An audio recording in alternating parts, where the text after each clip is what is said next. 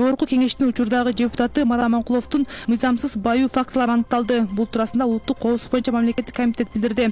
Андагы маалыматка караганда Аманкулов саясий ишмердүүлүгүнүн жүрүшүндө кымбат баалуу кыймылдуу жана кыймылсыз мүлккө ээ болуп, анын жалпы суммасы расмий кирешесинен бир нече эсе жогору болгондугу айтылат. Көмүскө активдерин жашыруу үчүн аларды жакын туугандарына жана кирешеси расмий тастыкталбаган байланышы бар адамдарга каттаткан. Анын ичинде соода жана көңүл ачуучу комплекстери Бишкек шаарынын жана Ысык көл облусунун аймагында жайгашкан 14 жер тилкеси, 3 кеңсе жана 4 турак жай, 5 батир, Каприз борборундагы коттедж, 3 чоң үй жана ошондой эле жогорку класстагы 5 автоунаасы бар. Ал эми бул активдердин жалпы орточо баасы 1,5 миллиард сомдон ашык.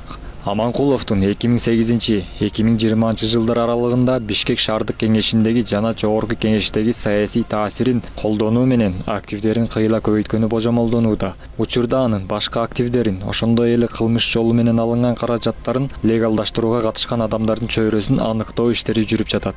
Ал эми Марат Аманкуловдун 2017-2018 жылдагы декларациясын карап көрсөк, чындыгында эле жогорудагы мүлктөрү ачыкталган эмес. 2017 жылы кирешеси 600 000 болгон. Ал эми 2018 жыл тапшырган декларациясында кирешеси 655,220 сом. Ошондой эле 60 сотук жер тилкелери, өзүнө 9 үй, жакын туугандарына 3 үй, 1 батир катталган.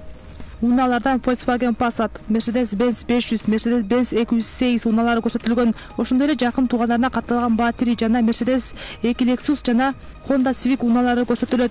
УКМК тараткан кыймылсыз мүлктөр тууралуу маалыматтар жок. Эскерте кетсек, Марат Аманкулов учурда жогорку кеңештин депутаты. Ал КСДП партиясынын тизмеси менен парламент келген.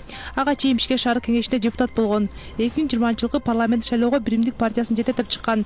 Бирок октябрь окуяларынан кийин өлкөдө бийлик алмашкан соң лидерликти тапшырып берген.